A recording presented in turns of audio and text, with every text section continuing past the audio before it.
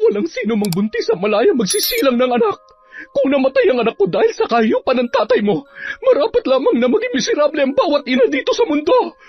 Alam mo, dapat magpasalamat ka pa nga eh, dahil hanggang ngayon ay buhay ka pa.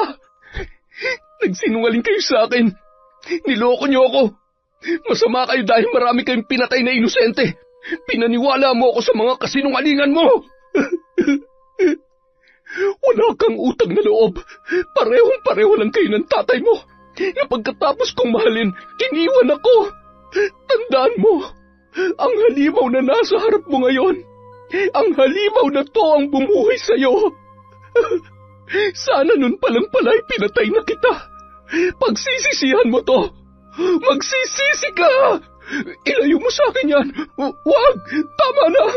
Wancho, anak, tulungan mo ako. Saan ka man magtago, hinding-hindi ka na mabubuhay pa. Dahil wala ng lunas at kargado ng dasal ang aking mga armas. Patawarin ka nawa sa mga kasalanan mo. Ngunit kung pagsasarhan ka ng langit, natitiyak kung pagbabayaran mo sa impyerno ang bawat buhay na kinitil mo. Walang hanggang pasakit na parang pinapatay ka ng paulit-ulit.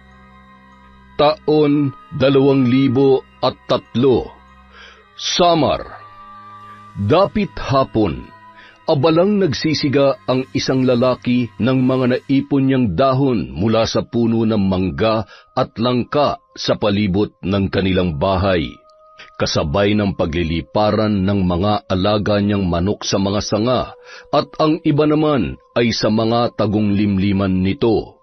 Abala naman ang buntis niyang asawa sa pagsara ng mga bintana at matapos ay inayos ang natitirang apoy sa loob nang medyo hilaw pang bunot ng niyog at dinagdagan pa ng kamangyan. Ilang beses na kasi yung pinapaalalahanan ng mga kapitbahay tungkol sa gumagalang aswang sa gabi na hindi pa rin matukoy kung sino. May ilan na yung nabiktima, kaya naman hindi mawala ang pag-aalala ng lalaki para sa kanyang mag-ina. Maliban sa mga buntis, ay ilang buwan na ring dumadaing ang mga tao na nawawalan o minsan ay bigla na lamang nakikitang patay ang kanilang mga alagang hayop. Mahal, pumasok ka na sa loob. Ako na mag-aayos niyan. Sige, mahal. Pupunta lang ako sa kusina at maghahanda ng hapunan natin. Huwag mong kalimutang isara ng maayos ang pinto, ha? O bakit? Sumasakit na ba ang tiyan mo? Manganganak ka na ba? Hindi pa naman siguro. Sumipa lang tong napakalikot mong anak. Kung sakaling manganganak na ako ay wala namang problema dahil kapitbahay lang naman natin si Lola Shoni. Kung sa bagay, sige na, pumasok ka na't delikado na dito sa labas. Mas maigi nang sumusunod at nakikinig sa mga matatanda. Sa sobrang pag-alala ko para sa inyo ng anak natin pati sa panaginip ay binabantayan at nakikipagbakbakan ako sa aswang. Natawa na lamang ang babaeng buntis sa kwento ng kanyang asawa. Sabay dumiretso na yun sa kusina at nagluto ng pagkain na pagsasaluhan nila sa gabing yun. Habang abala sa pagluluto, may narinigan siyang mga kaluskos sa likurang bahagi ng kanilang kusina. Sinilip niya yon sa awang ng kanilang hugasang yari sa kawayan, ngunit wala naman siyang nakita. Mayat maya naman ang pagsipa ng bata na animoy di mapakali sa kanyang sinapupunan. Hinaplos niya na lamang ang kanyang tiyan at kinausap ang sanggol na animoy naiintindihan naman ang kanyang sinasabi. Habang naghahapunan ay nabanggit ng babae sa kanyang asawa ang kanyang narinig, kaya naman bago matulog ay lumabas pa yon para tingnan kung ano ang meron sa likod ng kanilang bahay. Napansin niya ang mga nayuping dahon ng kalabasa at mga damong tila ba dinaanan ng ligaw na hayop. Napabuntong hininga yon at pumasok na lamang sa loob. Hinigpitan ang pagkakatali ng pinto sa kusina para siguraduhing walang makakapasok sa bahay nila kung sakali mang totoo ang napapabalitang aswang. Bandang 12:00 ng gabi, nagising ang mag-asawa nang biglang makaramdam ng labis na pananakit ng tiyan ang babae Agad naman silang humingi ng saklolo sa kapitbahay nilang komadrona na si Lola Shoni. Sige, isang malakas na iri na lamang at lalabas na ang bata. Kasabay ng malakas na pagtulak ng komadrona sa may babang bahagi ng dibdib, ang malakas na iri at ilang sandali lamang ay lumabas na ang sanggol. Ngunit nagkatinginan ang mga yon nang wala silang marinig na iyak. Kung ano-anong paraan ang ginawa ng komadrona para paiyakin at maisalba ang bata na noon ay kulay itim na ang buong katawan. Pasensya na pero walang buhay ang sanggol. Hindi patay ang anak ko. Kanina lamang sumisipa pa siya kaya imposibleng. Anak ko. Parang awa mo na huwag kang mamamatay. Huwag naman pong ganito, Diyos ko. Paano po nangyari ito, Lola Shoni? Hindi namin pinabayaan ang pagbubuntis niya. Posibleng inaswang ang batang ito. Bantayan niyo siya ng maigi. Siguradong matagal niya nang minamanmana ng mag-ina mo. Lumabas ka at humingi ng saklolo. Nandyan lamang siya sa paligid. Hindi siya titigil hanggat hindi niya nakukuha ang katawan ng anak ninyo. Agad namang sumaklolo ang ilan sa mga kalalakihang kapitbahay na mag-asawa hanggang sa mahuli nila ang isang nilalang na noon ay gumagapang sa ilalim ng kanilang silong. Nang mamataan nila ay biglang nag-anyong itim na aso na nakalabas ang mahabang dila. Pinagtulungan yon ng mga kalalakihan gamit ang iba't ibang armas na kanilang hawak. Hayop kang aswang ka! Salot! Papatayin ka namin! Oh, mag-iingat kayo! Delikado ang kalmot at laway niyan! Dapat sa'yo mamatay! Ay, lintik! Napakabilis siya! Habulin natin mga kasama! Marami mang tama sa katawan, ngunit nagawa pa ring tumakas ng nasabing aswang dahil sa bilis at lakas ng naturang nilalang. Kinaumagahan, nagsimula ng magbahay-bahay ang mga tao upang hanapin ang natitiyak nilang aswang na salarin sa lahat ng mga nangyayaring kababalaghan sa baryong yun. Nay, may mga opisyal ng barangay na umiikot at may hinahanap na aswang. May mga kasamang antingero at albularyo. May batang namatay na namang kagabi dahil daw sa aswang. Anong gagawin natin? Siguradong malalaman nila na aswang tayo. Hindi naman sila maniniwala na hayop ang kinakain natin at hindi tayo... Nay, anong ginagawa mo? Bakit ka nag-empake? Huwag ka na maraming tanong at sinasabi pa. Kailangan na nating umalis bago pa nila tayo maabutan dito. Bilisan mo. Pero Nay, paano mga alaga kong... Nay, sandali lang. Naguguluhan man, sumunod na lamang yon sa kanyang ina na noon ay paika-ika at tila nahihirapan sa paglalakad. Ayos ka lang ba, Nay? May sugat ba kayo? Bakit parang patingin nga? Ano ba naman? Nadali ako ng matalas na bagay sa gubat kaya... Maghihilom din agad yan. Huwag ka mag-alala. Halika na. Kailangan na natin magmadali. Nang gabi ring yon, bumiyahe sila papalayo sa baryo. Kinaumagahan ay nakarating sila sa isang lugar na malayong malayo na sa kanilang pinagmulan. Dito tayo maghahanap ng bagong matutuluyan. Mas ligtas tayo dito. Mahirap nang madamay dahil sa mga walang awang aswang na pumapas lang ng mga tao. Ay, paano na tayo ngayon, Nay? Malayo sa gubat at hindi natin kabisadong baryong to. Marami na ring tao at kabahayan dito, Nay. Mas malayo tayo makakagalaw dito, anak. Wala ni isang maghihinala sa atin. Yun nga lang ay, kailangan natin makaisip ng paraan para makakuha ng pagkain at inumin. Di bale, Nay. Maghahanap po ako ng mapapasukang trabaho. Kayo, dito lamang muna kayo sa bahay. Sa tingin ko ay pwede akong tumanggap ng labada para may pang-upa tayo ng bahay. Ano sa palagay mo, anak? Pwede naman po. Kung kaya nyo naman po at hindi kayo mahihirapan. Ay, sana tumagal na tayo dito, Nay. Sana walang aswang dito. Nakakapagod ng madamay dahil sa kasalanan na hindi naman tayong gumagawa. Ay. Nagtanong-tanong ang mag-ina kung saan may bahay na paupahan hanggang sa may nakita silang nakapaskil. Pinupuntahan lamang yon ng katiwala para linisan. Sakto namang dating ng isang binatilyo na malayo pa ay nakangiti na. Magandang umaga po sa inyo. Naghahanap po ba kayo ng mauupahan? Pwedeng-pwede po kayo dito. Mag-iisang taon na pong bakante ang bahay na yan. Kami po ng lolo ko ang katiwala. Nasa ibang bansa na po kasi yung may-ari. Medyo luma na pero matibay pa naman po. May parte nga lang po ng bubong na tumutulo kapag umuulan.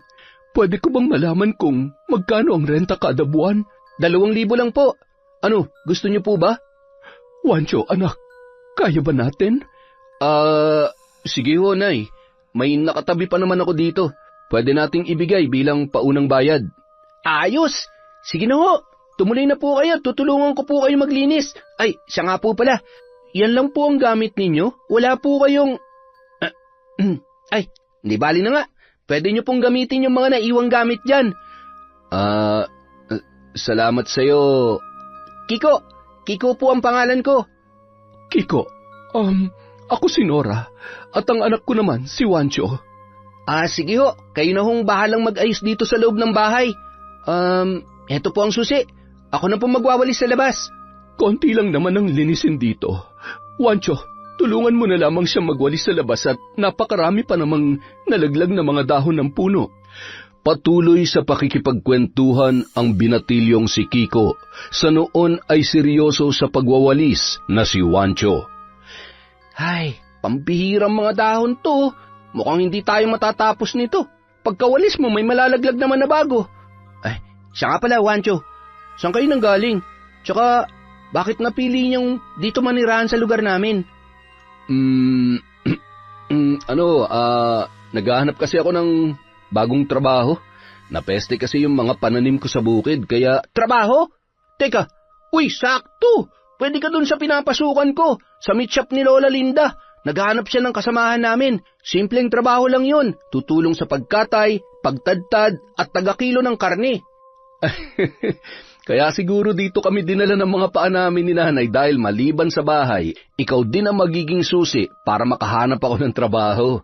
Ngayon pa lang nagpapasalamat na ako, Kokix. Naku, walang anuman yun. Masaya ako na makatulong sa inyo ng nanay mo. Bago umalis si Kiko, iniabot ng mag-ina ang paunang bayad sa bahay. Natuwa naman ang mag-ina sa kabaitang ipinakita ng binatilyo. Bandang 5:00 ng hapon, naglalakad-lakad si Wancho para maghanap ng mabibilhan ng pagkain. Mula sa di kalayuan ay sakto namang nakakita siya ng talipapa na malapit lamang sa kanilang inuupahan. Bumili siya ng laman at baga ng baboy. Kusa namang nagbigay ng dugo ang nagbabantay doon sa pag-aakalang dinuguan ang iluluto ng binata. Ayan, dinamihan ko na. Mas masarap ang dinuguan kapag maraming dugo. Ilamas mo yan sa nyog at pigaan mo ng kalamansi para hindi malansa. Dami ng dayo sa lugar namin ah. Ikaw, ngayon lang kita nakitang bumili dito. Oho, maraming salamat po dito. Walang anuman, Pogi. Balik ka ulit bukas ha. Araw-araw may bagong katay. Nakangiting tumango at tumalikod rin agad ang binata. Nagkatinginan pa ang ilang mga dalaga na nag-uumpukan sa isang kanto na animoy humanga sa pagiging magandang lalaki ni Wancho. Pasimple na lamang ngumiti ang binata sa mga yon at nagpatuloy sa paglalakad. Pagdating sa bahay, naabutan niya ang kanyang ina na nagsasara ng mga bintana. Pagkatapos ay masaya nilang pinagsaluhan ang mga binili ni Wancho. Hindi pa man natatapos sa masarap nilang pagkain, ay bigla na lamang may tumatawag sa pangalan ni Wancho at kumatok ng 3 beses. Nagmamadaling inayos ng binata ang sarili at lumabas. Hindi naman magkanda-ugaga si Aling Nora kung saan ilalagay ang mga karne na nakalapag sa mesa. Nang lumingon siya, nakita niya ang isang timba na walang laman at nagmamadaling sinilid yun doon. O Kiko, ikaw pala. Anong sa atin? Galing ako kina Lola Linda. Sinabihan ko siya na kailangan mo ng trabaho. Mag-umpisa ka na raw bukas. Hinay-hinay lang kasi. Mukhang sarap na sarap ka dyan sa chicharon na kinakain mo ha. Pwede bang Tumakbo na yon papunta sa kusina, kaya natataranta namang sumunod si Juancho. Sakto namang katatapos lamang magpunas ng mesa ni Aling Nora at hawak ang kulay itim na basahang lumang damit na ipinampupunas niya. Itinago niya yon sa kanyang likod. Agad na kumuha ng baso si Kiko at binuksan ang gripo, sabay uminom ng tubig. Tinapik-tapik pa niya ang dibdib noon na animoy may nakabara, sabay nakahinga ng maluwag ang binata. Ano bang nangyari sa'yo, iyo? Pasensya na ho kung nagulat ko kayo. Muntik na ho akong mamatay dahil sa chicharon na to eh. Ang sarap po kasi. Gusto niyo po ba? Panalo ho to kahit walang sawsawang suka. Mukhang masarap, kaya lang muntik ka nang mamatay dahil sa... gutom na po kasi ako eh, tsaka masarap po talaga to. Ay, siya nga pala, bukas dadaanan kita dito, 3:00 na madaling araw ha. Kaya ba? Sige, wala namang problema. Ang importante, may trabaho na ako kaagad. Dahil kapag nagkataon, palalayasin mo kami dito ni nanay dahil wala na kaming pangrenta. Sige, uuwi na ako at siguradong hinahanap na po ako ni Lolo. Aling Nora, pasensya na po ulit ha. Nako, wala yon. Salamat sa tulong mo kay Juancho.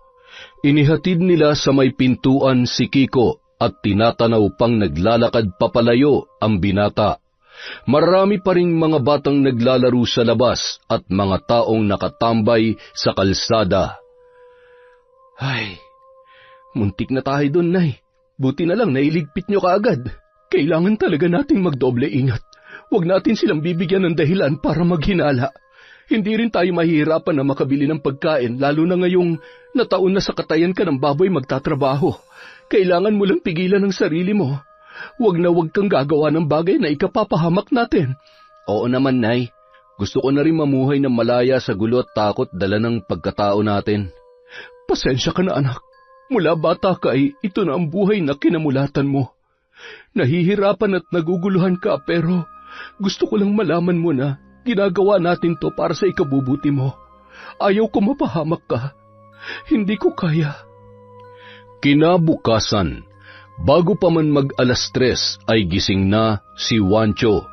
Nagulat siya nang pagbangon niya ay nasa kusina na ang kanyang ina. Ang aga niyo naman hong gumising, Nay. Lumabas po ba kayo kagabi? Hindi, anak. Naninibago lang yata ako. Hindi man lamang ako abutin ng antok. Inihanda ko na ang mga damit mo. Doon sa may upuan. Kapag nakaluwag-luwag, bumili ka na lamang ng ilang pares at kakaunti lamang ang nadala ko dahil sa pagmamadali. Ayos lang po yan. Basta ho may magagamit ako. Isa pa, masipag naman ho kayong maglaba. Maya-maya maglalakad-lakad ako. Magtatanong ako kung may gusto magpalaba o baka naman may kakilala si Kiko. Sige ho, babanggitin ko po sa kanya. Hindi nagtagal, dumating na si Kiko at nagmadali na silang umalis. Pagdating sa may katayan sa likod ng luma, ngunit may kalakihang bahay ni Lola Linda, hindi kalayuan sa pwesto ng meat shop. Abala ang 2 lalaki na matagal ng trabahante ng matanda. Eksakto nilang nadatnan na tinatali at tatarakan na sa leeg ang baboy. Tumulong naman sila at napapalunuklaway na lamang si Juancho nang maamoy ang sariwang dugo na dumadaloy sa isang malaking timba. 3 baboy ang kanilang kinatay. Pilit niyang pinipigilan ang kanyang sarili sa pagkauhaw sa dugo at laman na nasa kanyang harapan. Pinagpapawisan ng malamig at hindi maipagkakaila dahil patuloy lang ang pagtulo noon sa kanyang muka at braso. Ano, Totoy? Mukhang ninervyos ka yata.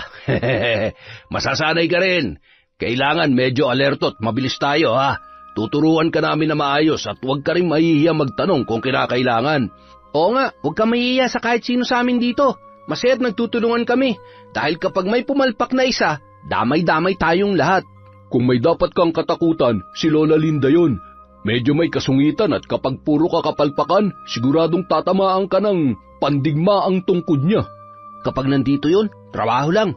Walang gaanong kwentuhan dahil naririndi siya sa kapwa niya maingay. Kaya kung may tao man na siguradong mahihirapan, ako yun. Nagtawanan na lamang ang mga lalaki kasabay ng pagbukas ng pintuan sa kusina. Hala, sige. Magkwentuhan at magtawanan kayo para abutin kayo ng liwanag dyan. Oh, buti pumasok na ang baguhan. Anong pangalan mo, Pogi? Ako po si Wancho. Magandang umaga po, Lola Linda. Mas maganda pa ako sa umaga. Sana ganito kagwapong mukha nakikita ko sa tuwing umaga at mukhang mabango. May naamoy na naman akong... umagang-umaga ay nagkakalat ng lagim. Magbubukas na ako ng meat shop at sumunod na lamang kayo doon, Wancho at Kiko. Yung laman loob dyan sa panghuling baboy ay huwag ibebenta ha. May paggagamitan ako niyan. Agad na tumalikod ang matanda at dumaan sa likod na bahagi ng bahay papunta sa meat shop.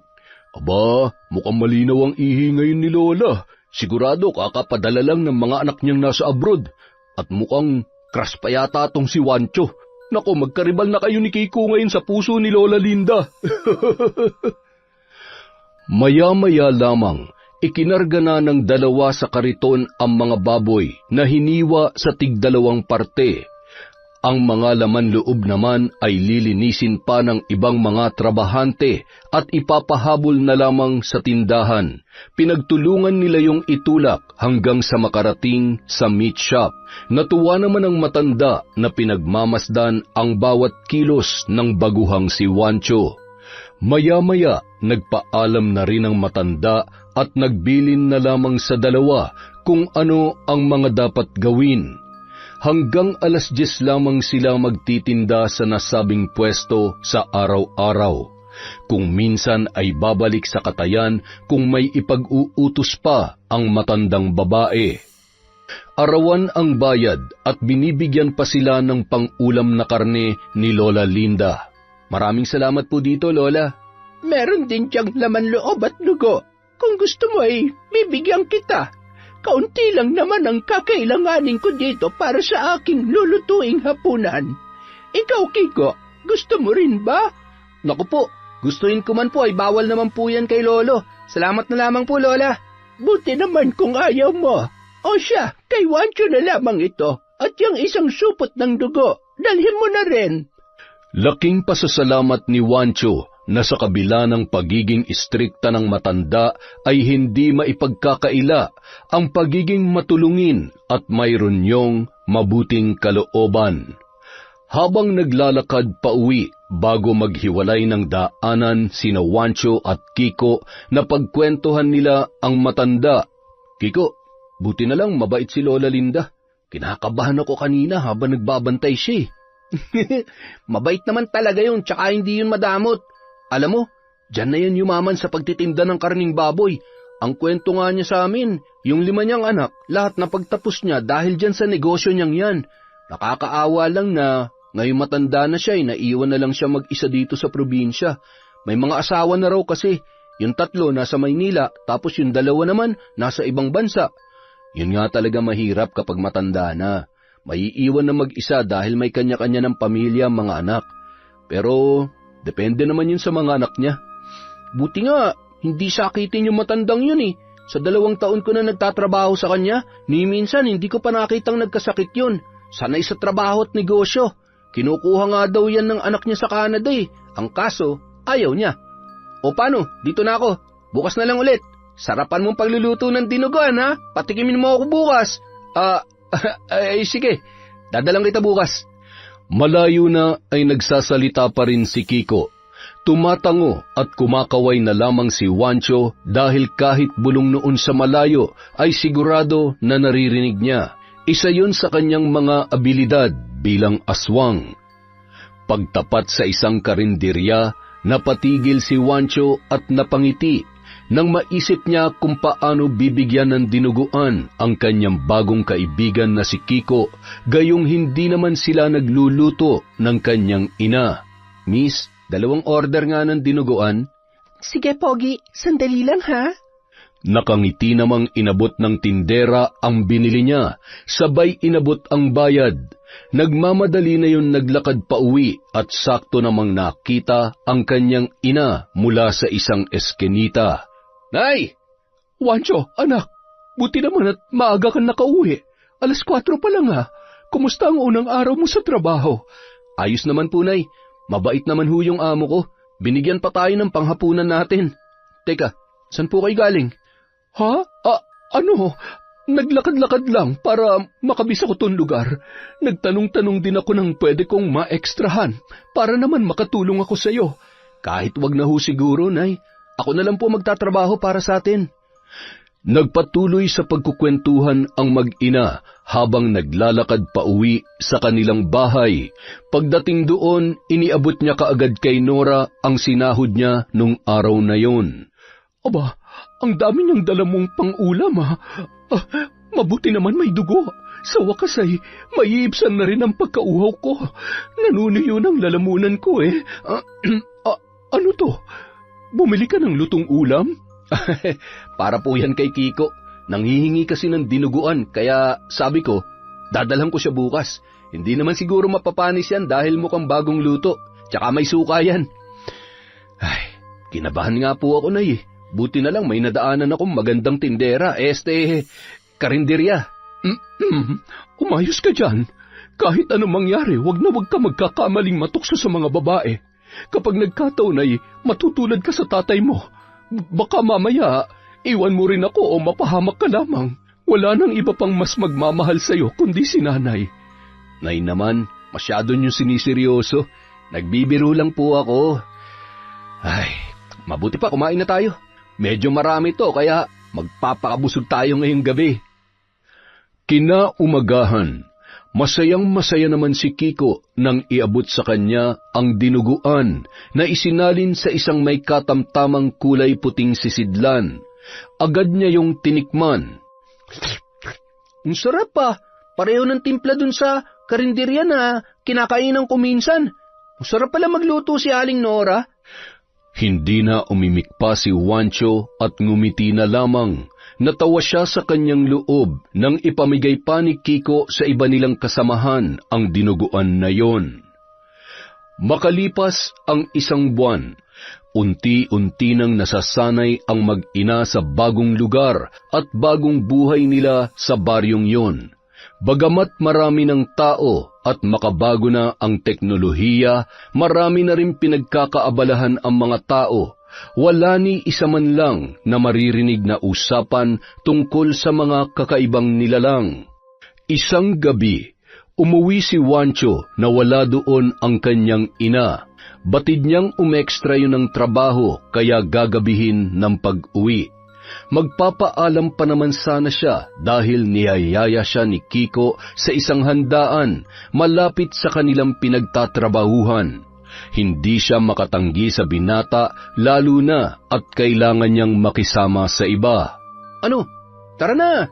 Ayos ang forma, poging-pogi. Sigurado pag-aagawang karon ng mga chicks na alam mo na. Ha? Wag na lang kaya akong sumama. Baka kasi magalit si nanay at hanapin ako pag-uwi. Hindi ko naabutan sa bahay. Baka mag-alala yun kapag... Ay, hindi ka na bata, pre. Tara na. Paminsan-minsan, kailangan rin mag-happy-happy. Ihatid na lang kita mamaya at tutulungan magpaliwanag sa nanay mo. Wala nang nagawa pa si Wancho para tumanggi sa kanyang kaibigan. Yun ang unang pagkakataon na makikisalamuha siya sa maraming tao. Pagdating sa lugar, agad siyang ipinakilala ni Kiko sa mga naroon at masaya naman siyang binati ng mga yon.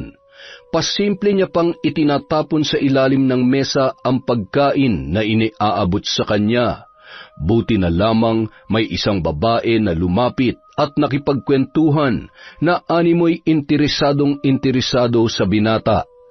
Muli namang binalikan ni Kiko ang kaibigan nang makita na nilapitan yon ni Rita. Pre, naubos mo na ba yung pagkain mo? Kiko naman, dun ka nga. Alam mo kahit hindi na kumain tong kaibigan mo, mabubusog na siya sa kagandahan ko. Di ba, Wancho? Napaka-pogi naman talaga nito. Lagot ka sa akin mamaya. Iuwi kita sa bahay. Rita, huwag mong pakikialaman yung kaibigan ko ha. Mabait yan, tsaka hindi pa nagkaka-girlfriend.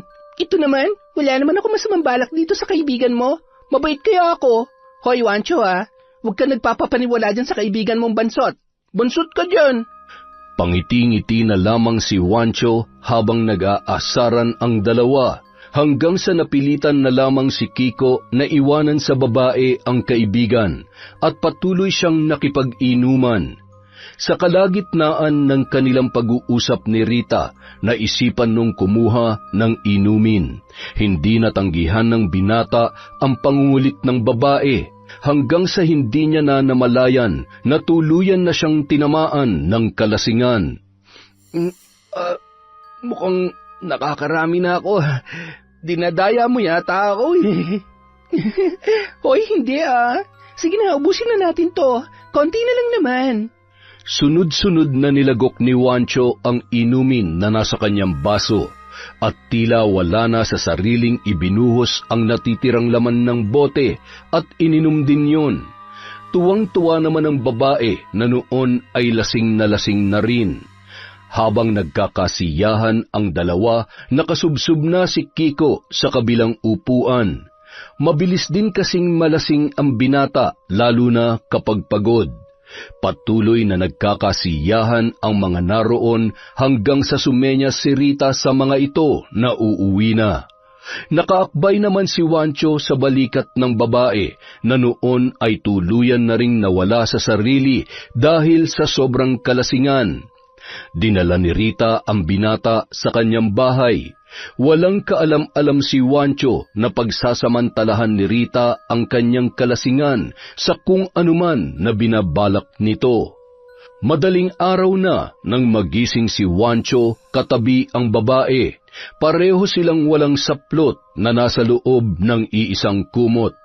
Hindi niya malaman kung ano ang kanyang gagawin nung mga oras na yun. Lagot, anong ginawa ko? Anong oras na kaya?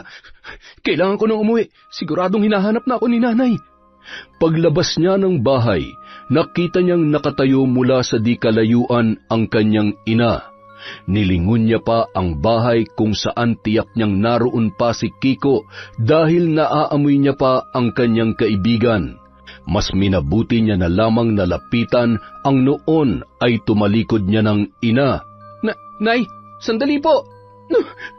Hindi ka talaga nakikinig sa akin. Gusto mo ba talaga mapahamak? Bakit ba napakatigas ng ulo mo? Hawak ni Wancho ang kanyang muka at hindi na lamang umimik pa. Ramdam niya ang lakas ng sampal ni Aling Nora at yun ang unang pagkakataon na nakita niyang nagalit ng sobra ang kanyang ina. Naiintindihan niya naman kung saan nagmumula ang galit na yun.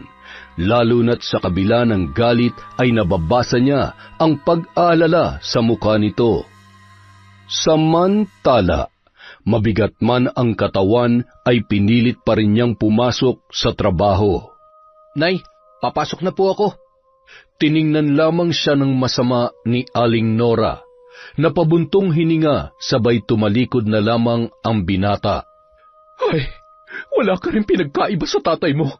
Nakakalimot kapag nasa harapan na ng babae. Muling nanumbalik ang masalimuot na pinagdaanan ni Nora sa piling ng yumaong ama ni Wancho dahil sa pangyayaring yun. Samantala, halos magkasunuran namang dumating sa trabaho sina Wancho at Kiko. Anong oras ka nakauwi kagabi? Nalasing ako. Paggising ko, wala na akong kasama dun. Pambihira, hindi mo man lang ako ginising. Maaga pa. Ano kasi, sinundo ako ni nanay. Pero marami ka pa naman kasama nung pumuslit ako. Anak nang, pambihira naman oh. Talagang mahal na mahal ka ng nanay mo ah. Ay, siya nga pala. Kumusta kayo ni Rita kagabi? Nakascore ka ba? Ha? Ano yun?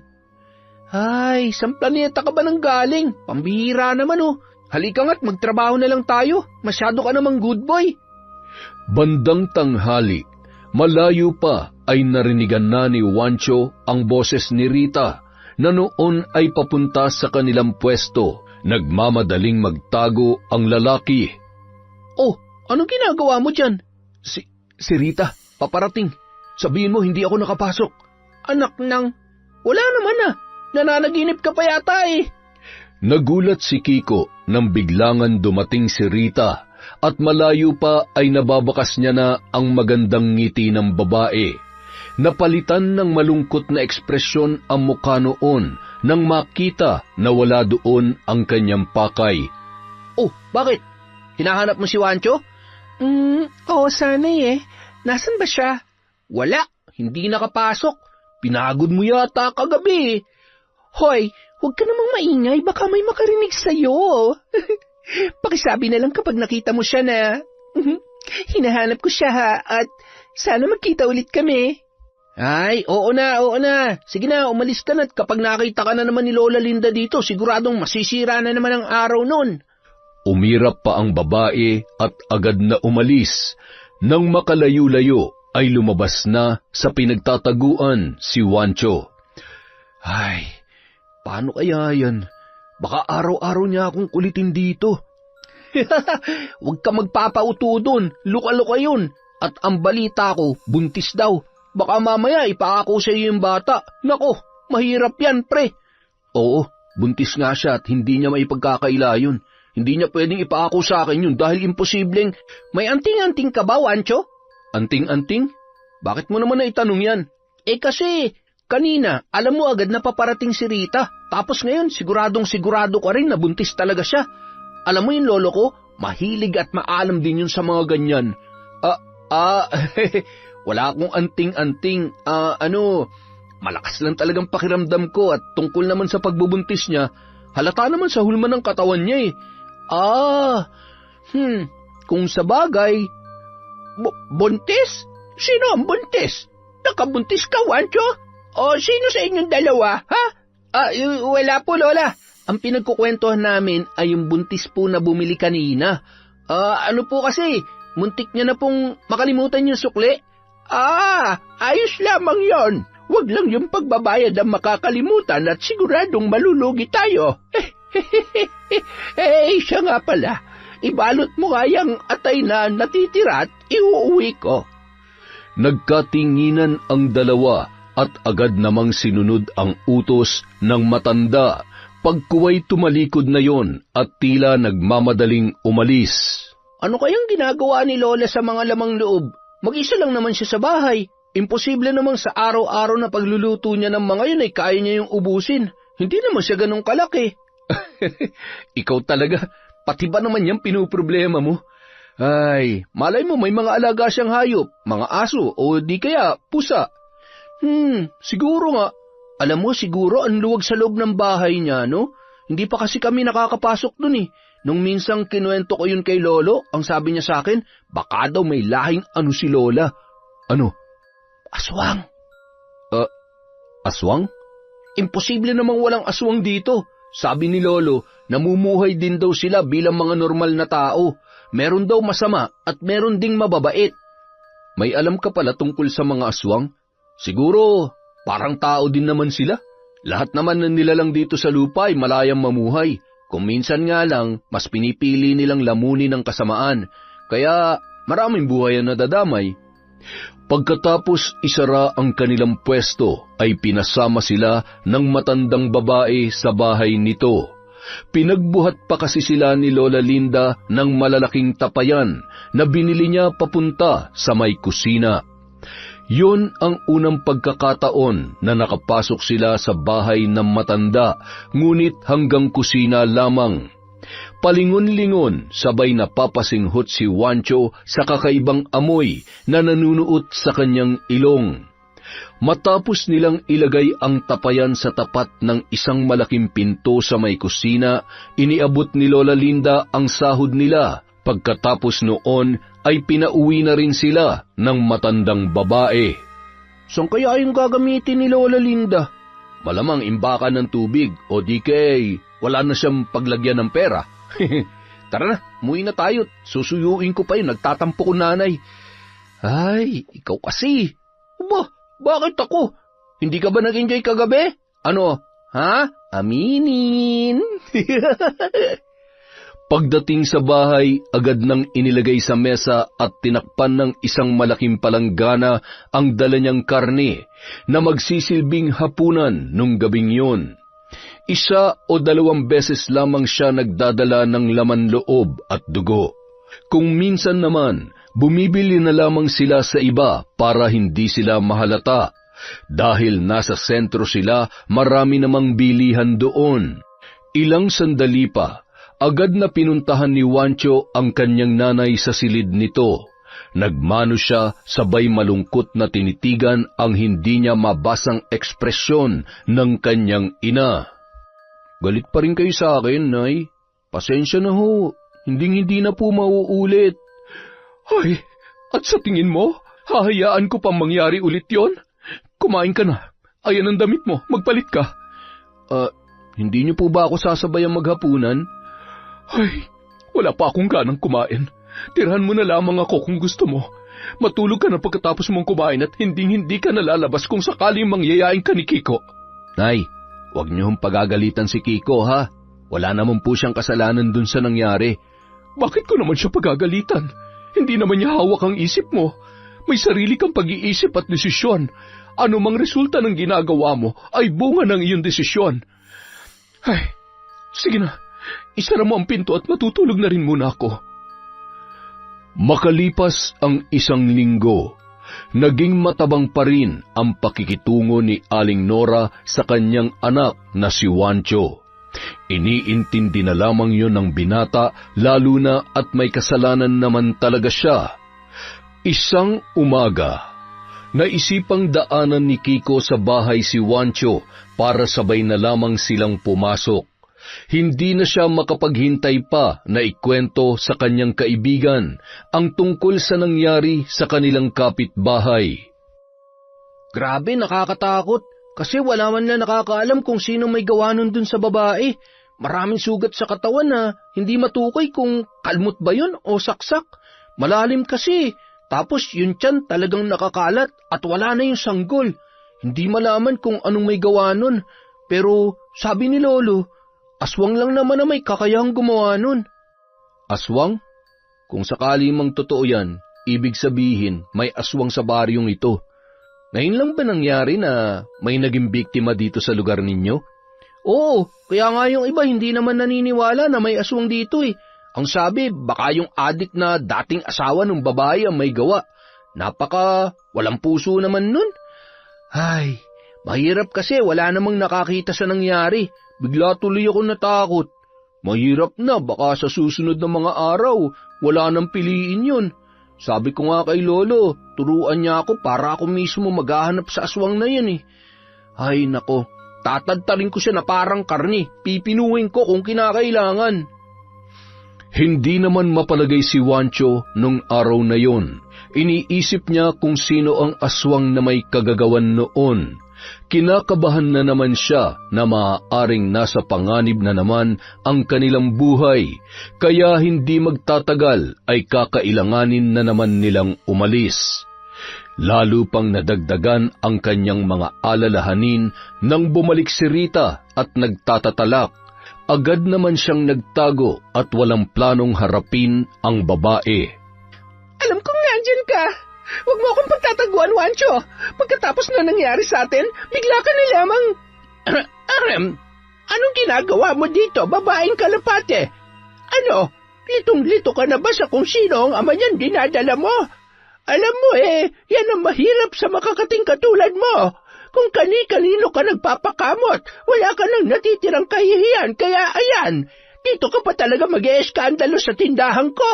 Aalis ka o ipapabarangay kita. Lahat na lang ng mga naging tauhan ko ay tinikman mo. Uutakan mo pa si Juancho. Bago pa yan dumating dito ay nagdadalang tao ka na. Hindi na nahiya. Ganon? Pakailamera ka talaga kahit kailan. Aray, bitawan mong kamay ko. Ano ba? Akala mo kaya mo ako? Baka pagsisihan mo sa oras na dumampi sa balat kong kahit dulo ng daliri mo. Umalis ka na bago pa maubos ang pasyensya ko. Patakbong umalis ang babae na animoy takot na takot sa tingin at mga binitawang salita ng matanda. Samantala, nung mga oras na yon, mula sa di kalayuan, nakatanaw naman si Aling Nora sa mga nangyayari. Ilang araw niya nang binabantayan ang bawat kilos ng anak na si Juancho at ang mga tao na nakakasalamuhan nito. Huwag ka na magtago dyan, Juancho. Sa susunod, pumili ka naman na matinong babae. Hindi yung, ay, ewan. Sige na, ayusin nyo ng trabaho nyo dyan. Dalhin nyo na lang ang benta ngayong araw sa bahay at linisan nyo muna na maayos dyan bago kayo magsara mamaya.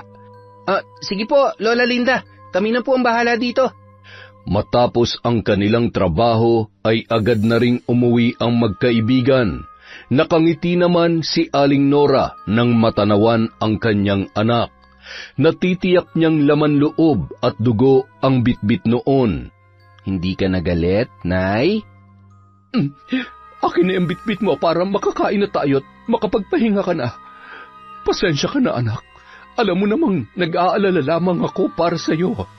Gumaan na ang pakiramdam ng binata nung gabing yon. Matagal niyang hinintay na manumbalik ang mga ngiti sa muka ng kanyang ina. Bago matulog, lumabas yon sa may kusina. Bilog na bilog ang buwan. Naalala niya na kung nasa liblib na lugar lamang sila ay malaya silang makakapagpalit anyo at makakapaghanap ng sariwang pagkain sa gubat. Mula nang sila'y lumipat sa bagong tirahan, kapag kabilugan ng buwan ay nilalabanan niya ang kanyang sarili sa puwersa na mahirap pigilan. Ramdam niya ang init ng kanyang katawan habang tinitingala ang liwanag ng buwan. Kapansin-pansin ang paghaba ng kanyang mga kuko sa kamay at paa.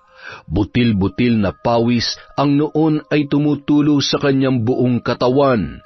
Hindi niya maiwasang umalulong kasabay ng mga aso sa ilang mga kabahayan.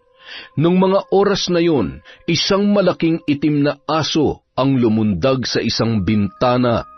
Ilang minuto pa ang lumipas pagpasok ni Juancho sa loob ng bahay ay ngumiti pa siya na tumingin sa pintuan ng kwarto ng kanyang ina bago pumasok sa kanyang silid at natulog na. Matapos magpalit ng damit, agad naman nang nakatulog ang binata. Samantala, hindi mapakali si Rita sa kanyang higaan. Kahit anong paypay niya ay tila ba hindi man lamang naiibsan ang init na kanyang nararamdaman nung mga sandaling yon. Ay, ano ba naman yan? Gabi na nga ako naligo pero bakit napaka-alinsangan? Nakailang palit na ako ng damit Kainis! Napatigil yon sa pagdaing nang marinig niya ang kalampag sa kanyang bintana at tila ba mga kalmot sa dingding ng kanyang bahay, nayari sa tabla at matitibay na kahoy. Sino yan? May tao ba dyan? Pwede ba kung nandyan ka para manakot? Pwes, hindi ako natatakot sa'yo. Kung talaga matapang ka, doon ka kumatok sa pinto. Pagbubuksan kita. Ilang segundo lamang, 3 malalakas na pagkatok ang kanyang narinig. Sinindihan niya ang kandila sa may sala dahil naputulan na naman siya ng kuryente. Wala kasi siyang pambayad. Hindi pa rin kasi siya binibigyan ng sustento ng totoong ama ng batang nasa kanyang sinapupunan. Agad naman niyang binuksan ang pintuan. Sa halip na tao ay isang malaking aso ang bumungad sa kanya. Agad siyang sinunggaban ng nilalang na yon. Unang sinakmal ang kanyang leeg, dahilan para hindi makahingi ng tulong ang babaeng buntis na nasa 3 buwan pa lamang ang tiyan. Ilang sandali pa, bumalik sa normal na anyo ang aswang at nakangising hinahawakan ang tiyan ng babae. Nagngilid ang luha ni Rita habang inaaninag ang muka ng isang babae hanggang sa unti-unti na yung nalagutan ng hininga. Inilabas ng babae ang kanyang dila at nagmistula yung matalas na bagay na bumaon sa puson ni Rita at nilantakan ang maliit na nahuhulma pa lamang na bata sa kanyang sinapupunan.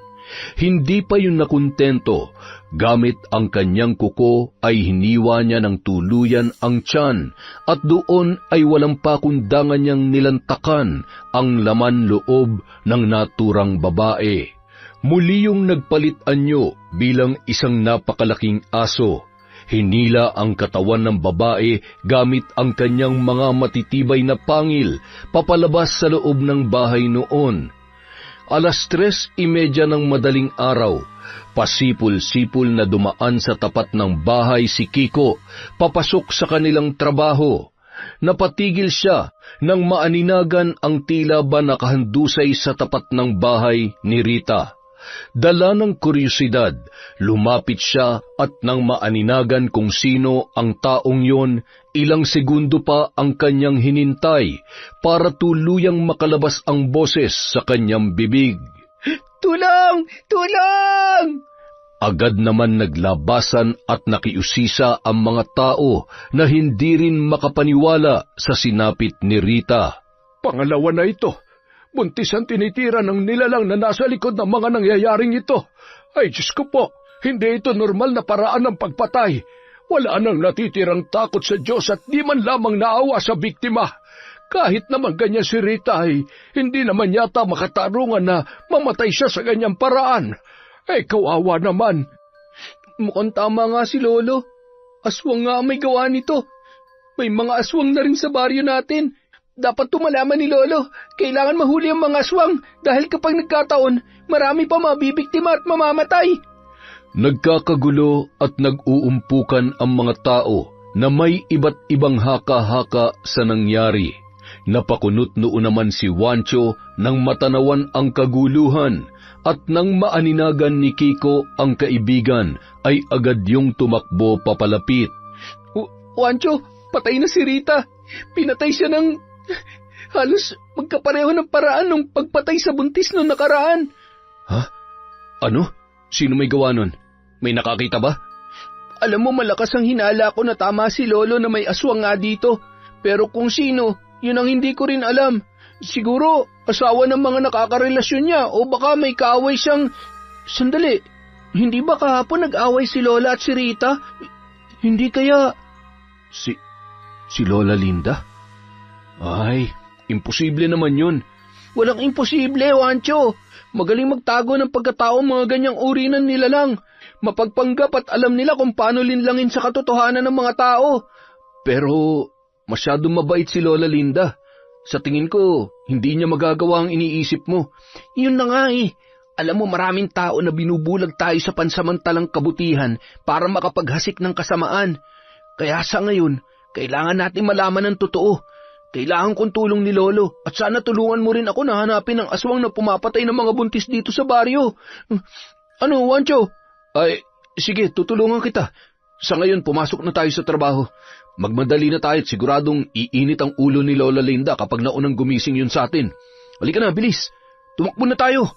Hindi batid ni Kiko ang pagkabahala ng kaibigan.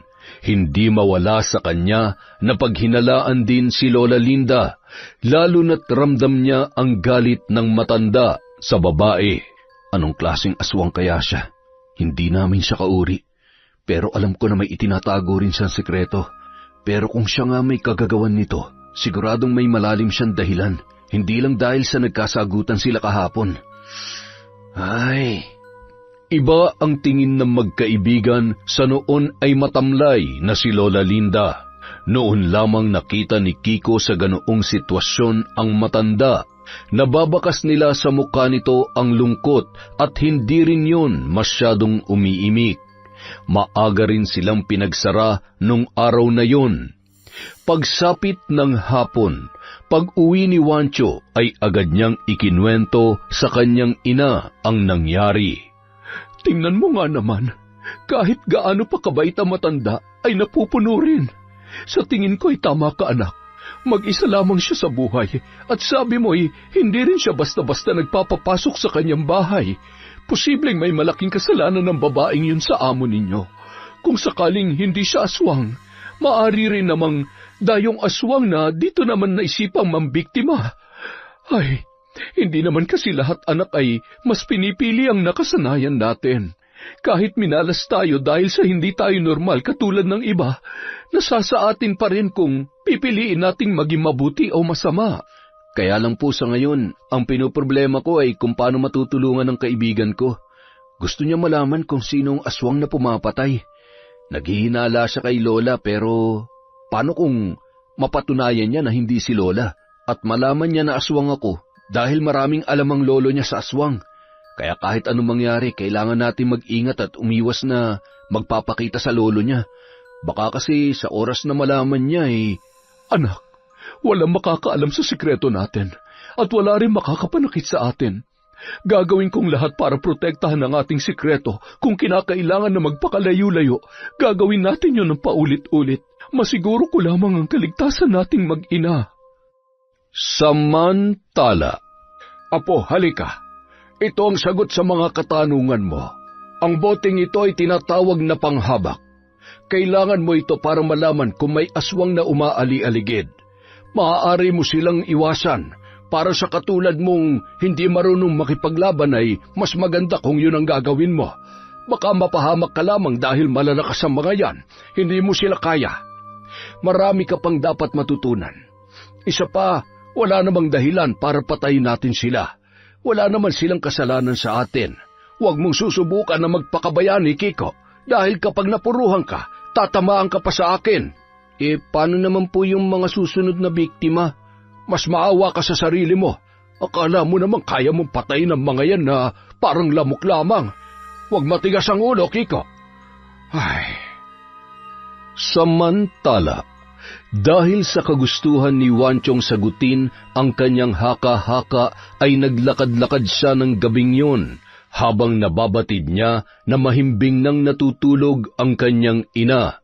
Sa labas ng bahay ng matanda ay nakikiramdam at nagmamanman ang lalaki. Pumunta siya sa may gawing likod. Nakahanap siya ng pagkakataon na mag-anyong pusa at lumusot sa isang butas papasok sa kusina. Nadatnan niya ang matanda na may bitbit na timba at may hawak na susi.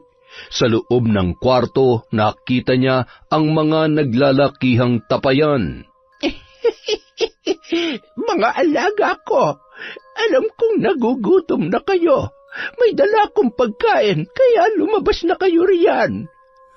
Lumundag ang tatlong nilalang mula sa tapayan. Kakaiba ang mga itsura noon kesa sa karaniwang aso at kambing, ngunit may pagkakahawig ang mga yon.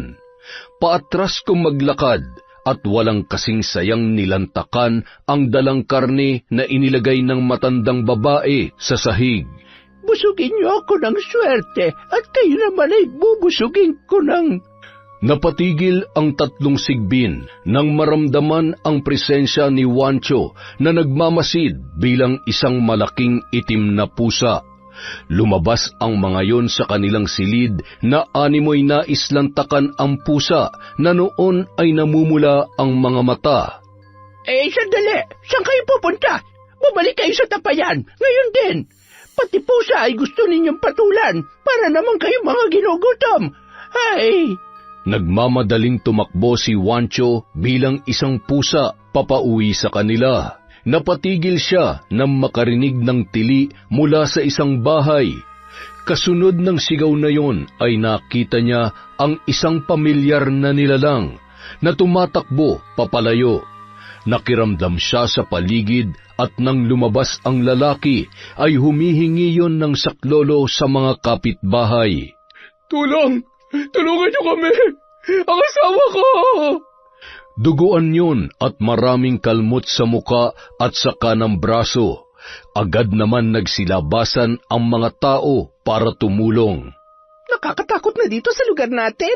Pangatlo na to at hanggang ngayon ay hindi pa rin nahuhuli ang kung sino may gawa nito. Kawawa naman.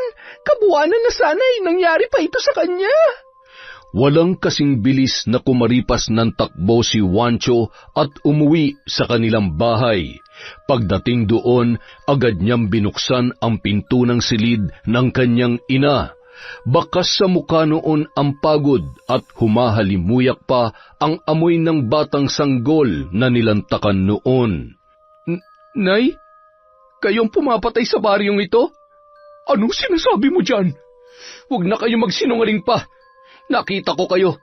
Kitang-kita ng dalawang mata ko na kayo ang lumabas mula sa bahay na yon. Bakit? Ano ba nangyayari sa inyo? Kailan pa yan? Bakit nyo ginagawa to? Dahil walang sino mang buntis sa malaya magsisilang ng anak. Kung namatay ang anak ko dahil sa kahiyupan ng tatay mo, marapat lamang na maging miserable ang bawat ina dito sa mundo. Ikaw, dapat magpasalamat ka pa nga eh. Dahil hanggang ngayon buhay ka pa. Pinalaki kita at inalagaan na parang tunay kong anak. Habang ang nanay at tatay mo hanggang sa ngayon ay nangungulila pa rin sa'yo. At habang buhay silang mangungulila at masasaktan dahil sa pagkawala mo. Siguro nga, hindi ka na nila hinahanap dahil natitiyak kong ang alam nila matagal na kitang kinain. Hindi mo ko... Paano mo nagawa sa akin to? Sino mga magulang ko? Sino? Maraming taon na ang nakalipas mula nang malaman ng ama ni Juancho ang totoong pagkatao ni Nora.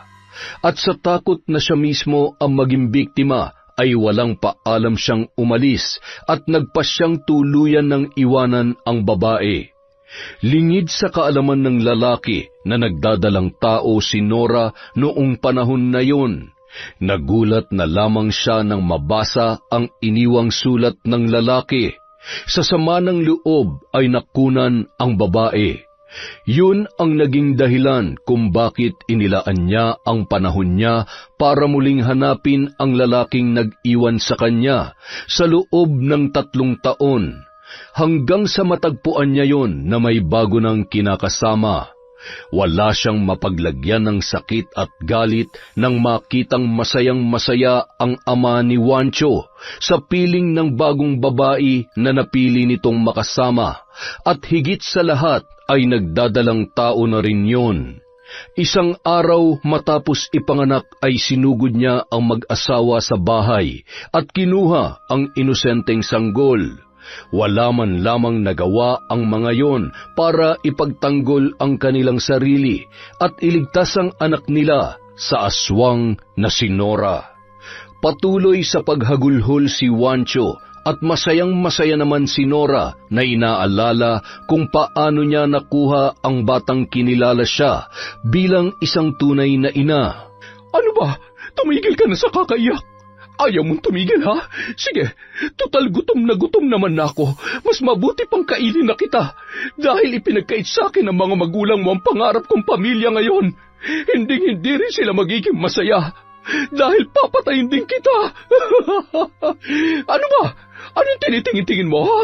Huwag mo akong ngingitian ng ganyan dahil kahit katiting na awa, hindi ko dapat maramdaman sa'yo. Wala ka rin karapatang mabuhay sa mundo. Napahagulhol na lamang si Nora nung mga sandaling yun. Hindi ako dapat kamuhian, kundi ang mga magulang mo. Dahil silang dahilan kung bakit ako nagkakaganito. Kung naniniwala kang ako na ang pinakamasamang nanay sa mundo, sana noon pa'y pinatay na kita. Sana hindi kita inalagaan. Sana matagal na kitang hinayaang mapahamak. Nagsinungaling kayo sa akin. Niloko niyo ako. Masama kayo dahil marami kayong pinatay na inosente. Pinaniwala mo ako sa mga kasinungalingan mo. Paano ako naging aswang? Paano ako naging halimaw na katulad mo? Ano naman ang silbi kung hindi ka magiging halimaw na katulad ko? Wala kang utang na loob. Parehong-pareho lang kayo ng tatay mo. Na pagkatapos kong mahalin, iiwan mo rin ako. Tandaan mo, ang halimaw na nasa harap mo ngayon, ang halimaw na to ang bumuhay sa'yo. Sana noon pa pala ay pinatay na kita. Pagsisisihan mo ito. Pagsisisihan mo. Nanlilisik ang mga matang umalis ang kanyang kinikilalang ina sa loob ng mahabang panahon. Hindi mawari ni Juancho ang sakit na nararamdaman nung mga oras na yon.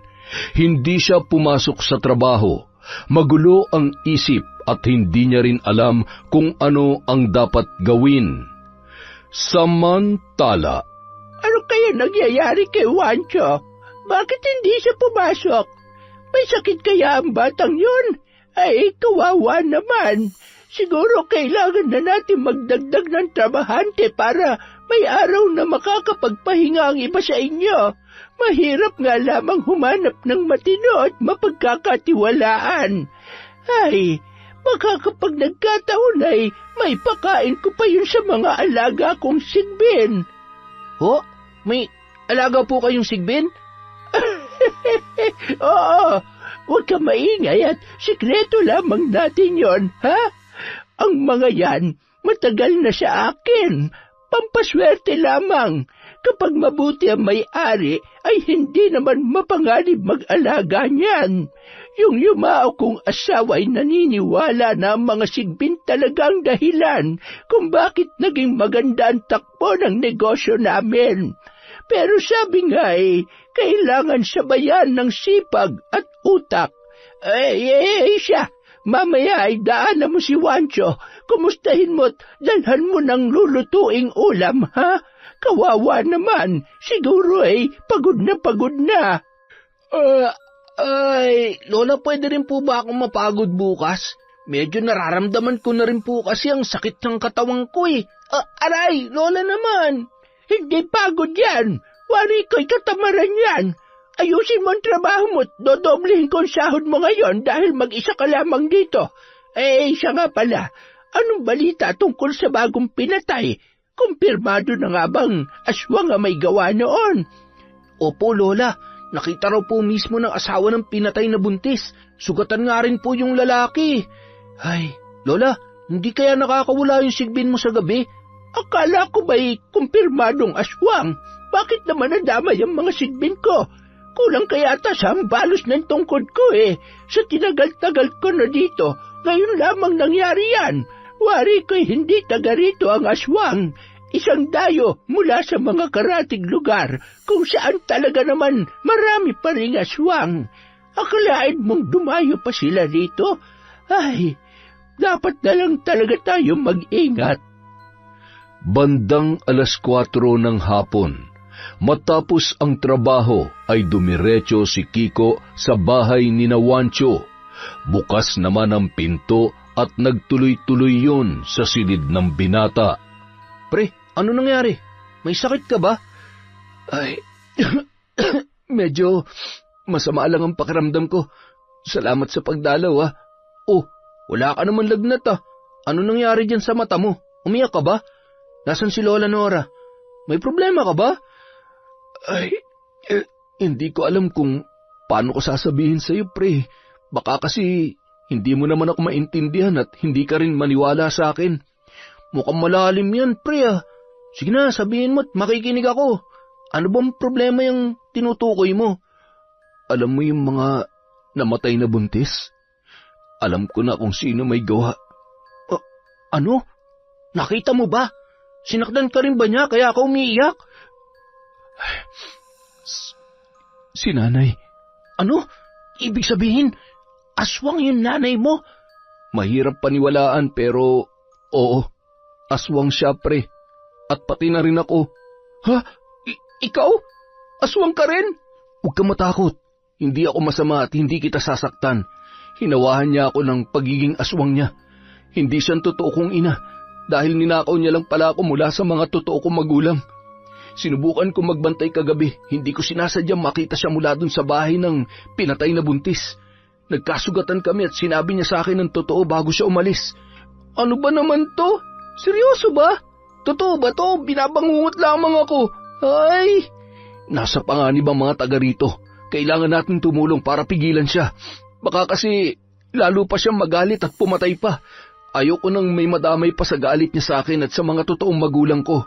At saka kapag hindi siya tumigil, siguradong pati siya mapapahamak din. Kahit anong mangyari, nanay ko pa rin siya, Kiko. Naiintindihan kita, pre. Pero huwag ka magpapatalo sa pagmamahal mo sa kanya dahil kapag nagtuos uli kayo, baka mapatay ka na niya. Kung gusto mo pa makita ang totoo mo mga magulang, kailangan mo manindigan sa kung anong tama. Kahit masakit at mahirap, kailangan mong tanggapin ang katotohanan na ginamit ka lang niya para makapaghiganti. Huwag ka mag-alala, tutulungan ka namin ni Lolo. Sandali lang, bakit parang mainit ang bulsa ko? Aswang ka nga. binigay sa akin to ni Lolo para malaman ko kung may aswang sa paligid. Ay, teka, sigurado kang hindi mo ako sasaktan, ha? Tsaka, siya nga pala, yung dinuguan. Hindi nyo naman hinaluan ng kung ano yun, di ba? Ay, ang totoo niyan, binili ko lang talaga yun dun sa karinderya. Ay, sigurado ka, ha? Ayaw ko maging aswang. Baka mamaya bigla na lang din akong mauhaw sa dugo ng tao. Ay, naku po, Diyos ko. Huwag naman po sana. Nung mga oras na yon, isinama ni Kiko ang kaibigan sa kanilang bahay. Sa unang pagkakataon, nagkita ang kanyang lolo Tolome at ang kaibigan niyang si Wancho. Ops, diyan ka lang. Huwag ka magkakabaling pumasok sa bahay ko. Hahampalusin kita nitong buntot pagi. Lolo, hindi po siya masama. Kaibigan ko ho siya at hindi niya ho tayo magagawang saktan. Siya ho at yung nanay niyang nangungupahan dun siya. Mga aswang ang pinatira mo sa bahay natin na yon. Inang mahabagin naman, Kiko, oo. Lolo, pasensya na po kayo. Pero gusto ko lamang pong malaman nyo na nandito po ako para patunayan sa inyo na wala ho ako masamang hangarin sa mga tao dito sa lugar ninyo. Hindi ko po alam na ang kinikilala ko pong nanay ang pumapatay sa mga buntis. Huli na po para malaman ko ang katotohanan dahil maging ako po na itinuring niyang anak, ginamit niya lamang para makapaghiganti. Tulungan niyo po ako mahuli at labanan siya. Sa tagal na panahon ko nang tinalikuran ang pagtugi sa mga aswang, hindi ko maipapangako mapagtatagumpayan natin ang gusto mong mangyari. Pero, sige, magtulungan tayo para wala ng buhay ang mawala pa. Panahon na para gamiting muli ang aking anting-anting at kaalaman para sa ikatatahimik ng mga taong nakatira sa lugar na ito. Inilabas ng matandang lalaki ang matagal niya ng itinatagong mga armas na pamatay ng aswang. Iniabot niya ang punyal sa kanyang apo at isang itak na kulay tanso. Nakipag-ugnayan sila sa opisyal ng barangay sa planong pagdakip sa aswang na si Lola Nora at paalalahanan ang bawat kabahayan na magdoble ingat. 12:00 ng gabi, patuloy sa paglalakad ang tatlo nang biglang may humarang sa kanila na isang malaking itim na aso. Agad yun nagpalit anyo at walang kasing lakas na tumawa na animoy hindi man lamang natatakot sa mga armas na bitbit ng mga taong nasa kanyang harapan. Talaga namang naghanap ka pa ng mga kakampi. Para ano? Para patayin ako? Yun ba, Wancho? Hindi mo man labang ba inisip kung anong pwede mangyari sa kanila? Ano kaya kung lapain ko na ang bawat parte nitong kaibigan mong... Bitawan mo ako! Hindi mo sa akin makukuha ang punyal na ito! Hindi pala, ha? Ano, lalapit kayo o ako mismo magtatarak ng punyal na ito sa hambog na lalaking ito? Nay, tama na. Bitiwan mong kaibigan ko. Gusto niyong gumanti sa mga magulang ko? Sige, patayin niyo ako. Ako ang saktan niyo at mangako ka sa akin na hindi ka na mananakit ng mga inosenteng tao. At sino ka para utusan ako, ha? Wala akong pakialam sa kanila. Hindi mo ako pwedeng diktahan sa kung ano ang dapat kong gawin, Wancho.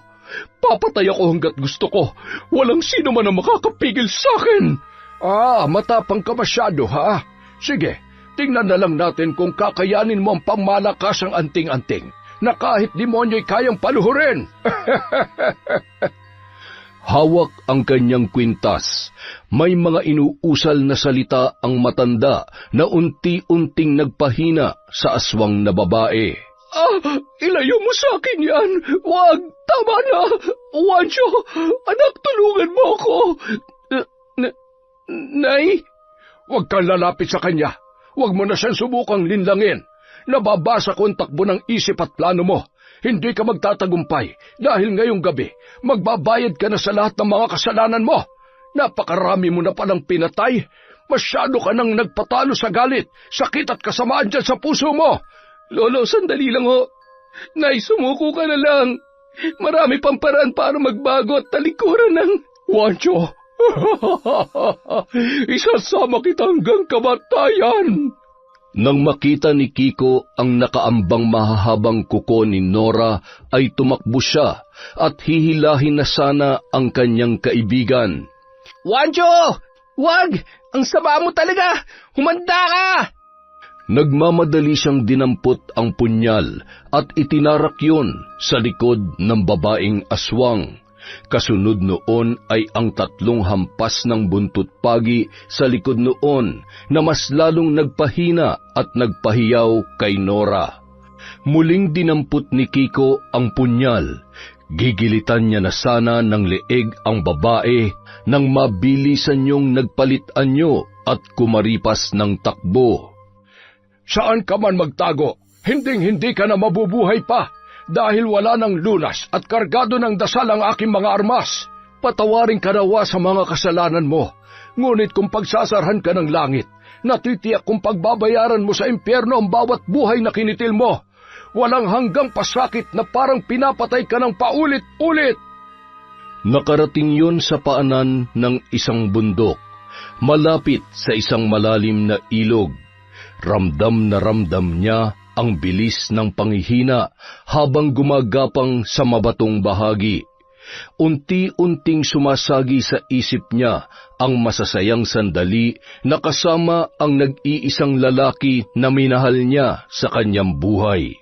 Tumatak sa kanyang isipan na dahil sa pagmamahal na yun ay tuluyan na siyang nabulag sa kasamaan. Ngunit sa huling sandali ng kanyang buhay, napagtanto niya na si Juancho, ang batang pinagkaitan niya ng masaya at malayang buhay kasama ang mga totoong magulang nito, ang nagpatunay sa kanya ng totoong pagmamahal. Patawarin mo ko, Diyos ko. Sana'y bigyan niyo ng pagkakataon na mabuhay si Juancho. Mahal ko siya. Minahal ko siya sa kabila ng lahat. Patawarin mo ko, anak. Sana'y mailigtas ka pa nila. Dumanak ang dugo sa batuhan. Kasabay ng pagkalagot ng kanyang hininga ay ang malakas na buhos ng ulan. Unti-unting tumaas ang tubig hanggang sa matangay ang katawan ng babae. Pinagtulong-tulungan naman ng mga kalalakihan na buhatin ang katawan ni Juancho papunta sa bahay ng maglolo. Juancho, lumaban ka. Hindi ka pa pwedeng mamatay. Marami pa tayong baboy na kakatayin, uy. Hanapin pa nga natin yung nanay at tatay mo, eh. Mahanap natin sila, kaya lumaban ka. Tumabi ka nga, Kiko. Hindi pa yan mamamatay. Lumayo-layo ka't ayaw ko nang nagagamot ako ng natataranta. Hinubad ng matanda ang isa sa kanyang mga kwintas at isinuot yon sa binatilyo. Ilang sandali lamang nagkamalay na si Juancho. Si nanay, magpalakas ka muna. Kailangan mo ring tanggapin na nakatakdang mangyari ang mga bagay na ito para malaman mo ang kwento sa likod ng pagkatao mo. Maaaring mahirap dahil minahal mo siya at kinalala bilang tunay mong ina. Ngunit sa kabilang banda, wala nang mas masaya pa kung makakasama mo ang totoo mong mga magulang na matagal nang nangungulila sa iyo. Pre, napulot ko ang kwintas na ito. Sa tingin ko, isa to sa makakatulong sa atin para mahanap sila. Kung ang babaeng ito ang nanay mo, yung katabi niya, yun ang tatay mo. Marahang pinagmasdan ni Juancho ang kwintas na may hugis puso at sa loob noon ay mayroong 2 larawan. Kung makikita ko silang muli, matatanggap kaya nila ako? Isa na rin akong aswang katulad ni Nanay Nora. Huwag ka mag-alala. May pag-asa ka pang gumaling dyan sa pagiging aswang mo. May kilala kong albularyo na makakatulong sa'yo. Hindi magiging madali dahil sa mahaba-habang proseso ng panggagamot, ngunit kung bukal sa kalooban mo na magbagong buhay at yayakapin ng liwanag, walang imposible, bata. Makalipas ang 1 linggo, tumungo sila sa nasabing albularyo. Sa ngalan ng Ama na makapangyarihan sa lahat, lisanin nawa ang katawang lupa ng lalaking ito ng itim na kapangyarihan at mailuwa niya ang bertud ng aswang.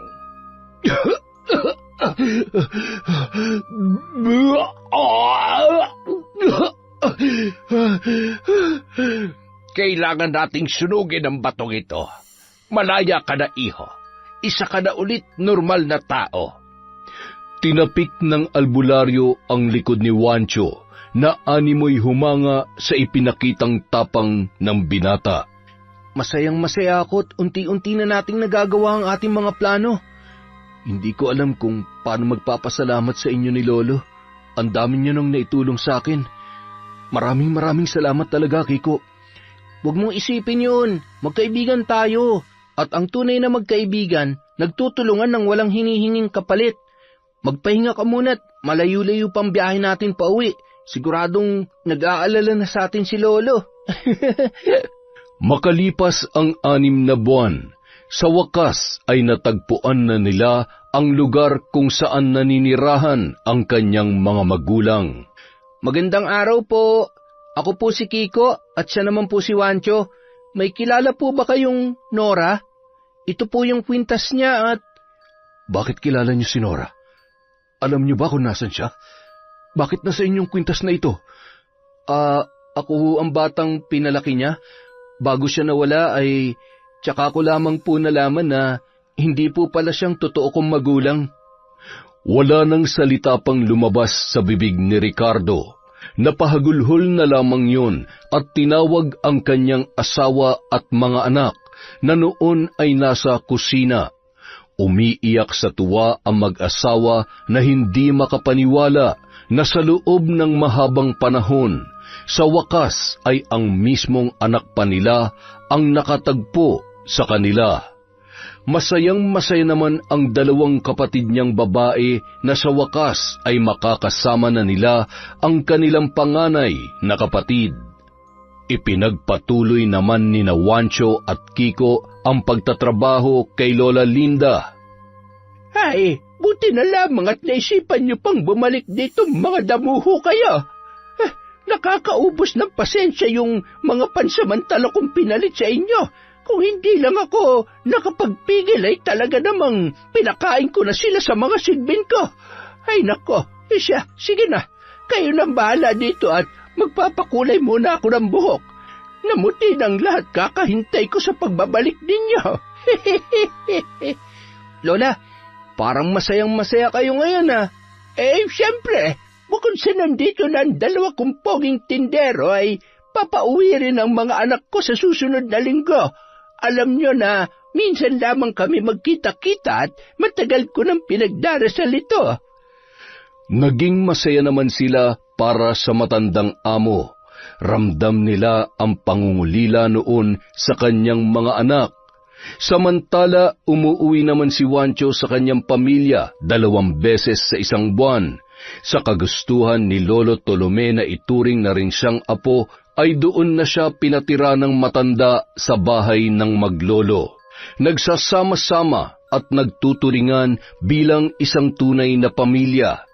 Walang mapaglagyan ng tuwa at saya si Juancho sa kabila ng mga pinagdaanan niya. Sa bandang huli ay natatamasa niya ang simple ngunit mapayapang buhay.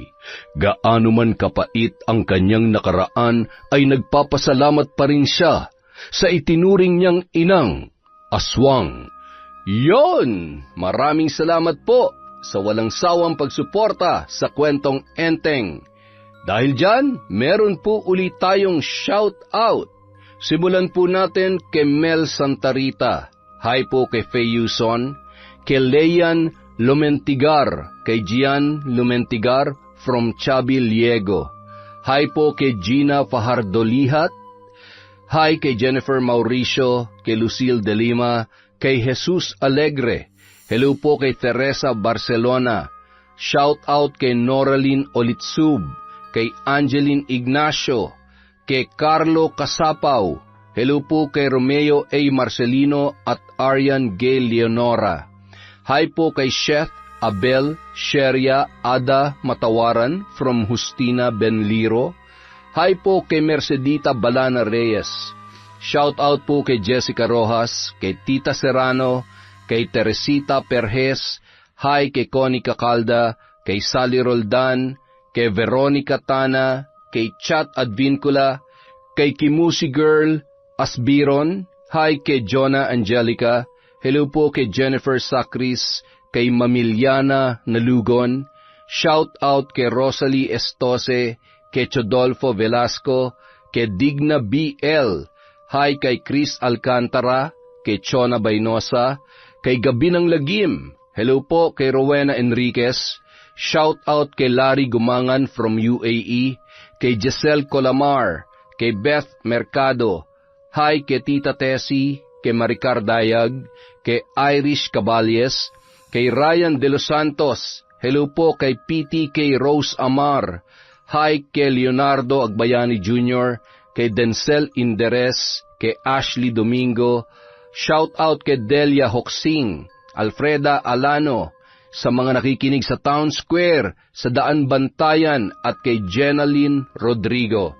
Hi po kay Shobe TV, hi kay Gay Somodio, kay Cheryl Olpus, kay Lilia Bautista, hi kay Marites at Benson Sumanting, hello po kay Endring Montuerto, kay Venus Ravas, kay Sakinia TV, hello po kay Zairab Sharif, hi po sa Tidoy family from Alma Tidoy, kay Mavis Tempest, hello po kay Salvi Isubol, kay Edita Ganigan, kay Imelda Cervantes, shout out kay Evelyn Reyes, sa Galedo family from Rai, Active Worms, Marilina Cervantes, I Love Traveled, kay Jubongs at Amihan, Kabodbod, hi kay May Mags, kay Dores Orpeza, Antonio Orpeza, kay Johan at kay Joseph, kay Ray, Billy, Jenny May at Lucy Buendia, kay Rani Viray, hello po kay Jaya, Genevieve, Bernadette, Marjorie, at Aljon from General Trias Cavite, from Jessie Pangadiin, hello po kay Emelita, kay Crisgel Mamado, kay Asodisen Cerila, kay Adi Larico, hi sa De Vera family, kay Mr. and Mrs. Chalet at Junior from LV De Vera, hi kay Amiyong, kay Cataleja Soto, sa Gonzales of Calibo Aklan from Celia Gonzales, kay Hana Maylin Sesgundo, hello po kay Mariam Duca, hi kay Gina De Gracia, kay Myra Bantayan, kay Vanieza Samson, kay Ces Ann Danaw family at Gideo Danaw from Lin Bakay, kay Josie Aniban, kay Jessame Liawas, kay Desiree De Los Santos, Virginia Pontillas, Sonia Sebrero from Diana Barrera, kay Elaine Quemada, kay Florence Gervasio, kay Messiah Hud Masukat, kay Alma Naong, kay Blue 90, kay Kay Alcazaren, kay Donna Barcoma, Marites Villanueva, Earhart the Great Vlog, kay Myra Bantayan, kay Gemstone Claro, kay Elaine Cadiente, hi kay Monica Nieves, kay Gemma De Ocampo, at Emrose Strong OFW. Maraming salamat po sa walang sawang pagsuporta sa Kwentong Enteng.